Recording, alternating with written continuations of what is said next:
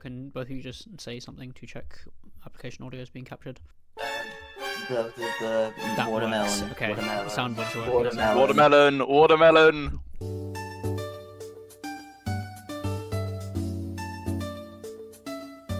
Hello, and welcome back to Splat UK. As you already know, we've been getting to know the teams participating a little better via interviews. Today we'll be interviewing a group of players that have found a very unique way into the competitive scene through university competition. It's uowawa, but kind of not. What we do know is that joining us today are Kildy and Wither. Hello. That was the worst hello ever. Oh my god. No, it's fine. Watermelon. And also what we do know is that these guys you. are absolutely crazy, but jokes aside, how are you guys getting on? How are you guys doing? Wither, we'll start with you. Are you doing good? I'm doing really good. To be completely honest, yeah, I'm just happy to be playing. I had a couple people from NSE come up to me, and then I think I was just talking with Kildy, and basically now what's happened is just I've gotten absolved into the Warwick team. Yeah, And we'll now I'm definitely here. touch on that a little later when we get into the questions. We'll turn to you, Kildy, now as well. How are you getting on? You doing okay? Fire emoji. Perfect. It's kind of simple. How did you come up with your team name? It was a very long process. And when I say very long, it consisted of 1 or 2 lines of Discord messages. We did have a couple ideas thrown around. One of them was to base it off an NSE pun, such as nonsense or senseless. But ultimately, at the end of the day, I think the name that Wither came up with, which is uowawa, but it's like, I don't know the fucking name. It's long, it's long, it's annoying, not even I know it, and as a result, it's able to be successful because the whole point is to annoy the commentators, and hearing Dude read that out is already what we've achieved. I was gonna say, hearing Dude say that in the video was already when I was signing up for the event, I realized there were only like 3 or so slots left, so I was kind of panicking. I was like, okay, I'm just gonna put a funny dumb name, and I'll probably change it later to something serious. And then by the time we finally got around to talking team names, like everything in the event had pretty much gone through. And because the first few graphics with that name and temporary logo got made, we kind of just kept it. And it's really funny. So that is the definitely story. the most chaotic team we've got, I think, so far going into the event. And speaking We of, haven't even talked about our playstyle yet. exactly, we haven't come to that. Is chaos the name of the game? What does your playstyle look like? Hold W. Pretty much. No, we basically have, I want to say, 3 people who play insanely aggressive and then just a rapid blaster. So the comp currently looks like me and Wither will be dualies of some sort, or at least holding forward, so it could potentially be double dapples, similar to what we've seen in certain Urchin comps. Archive will continue to play roller, so that makes 3 of us holding W and inting. By the nature, Rapid Blaster Pro Deco will sort of act as a backline, or at least an anchor, keeping us all mentally sane and in the game. It looks like Pick will probably play of an anchor role, but at the same time, they can be really aggressive too. We will just hold forward. That is pretty much everything I know about this game. For the few times that we have practiced together, that's exactly what's happened. Next question for you guys is, what are you hoping to achieve at Splat Vibes? I played an exhibition match at, what was that? So my first LAN was, it was Legacy, yeah. I played a single exhibition match. That's before, like, anyone even knew who I was, or I was even really in competitive. I just joined because, you know, people were talking about doing an NSE exhibition match. Coming into this, it's just like, okay, I actually get to play a LAN for real. Let's just win as much as we can. I want to get one in, and then see how much we can push it, and... like originally, my plan was like, let's win 1, but then in the very little practice we've had, I'm starting to think we could probably do a more than just 1.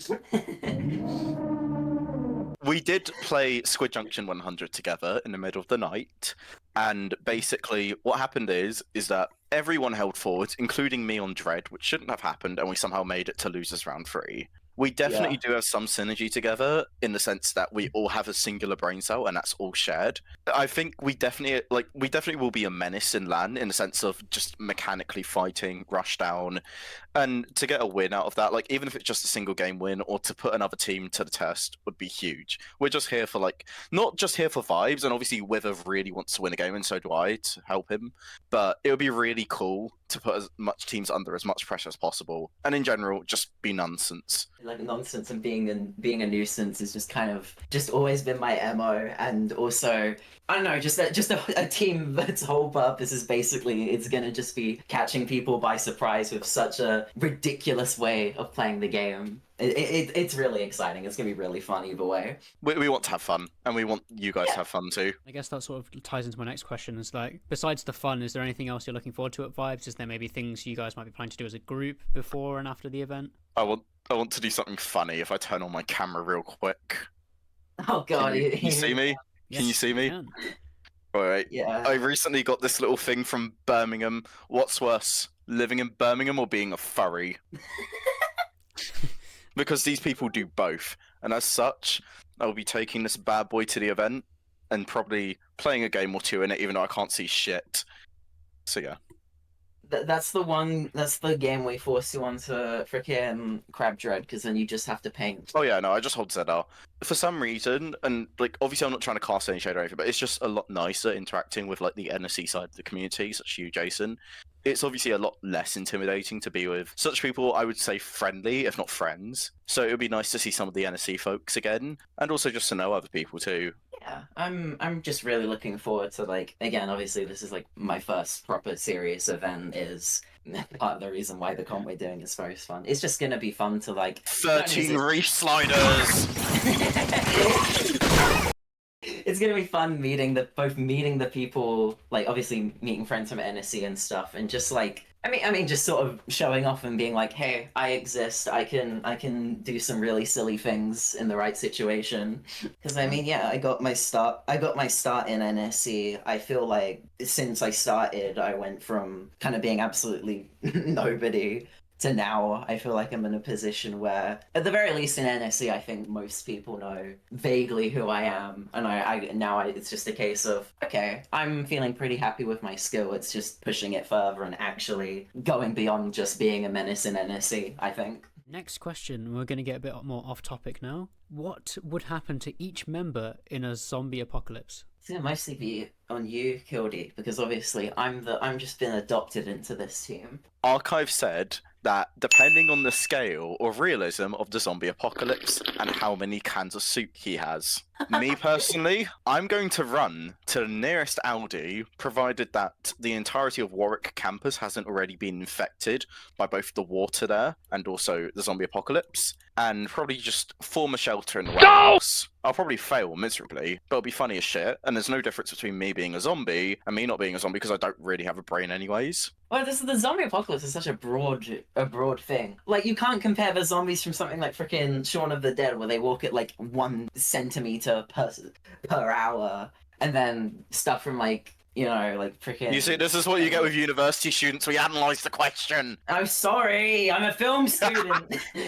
if it's in such a state where it's like irreparable, I wouldn't really care. I just have fun. I don't know. I would have fun being a zombie. He would hold forward as a zombie.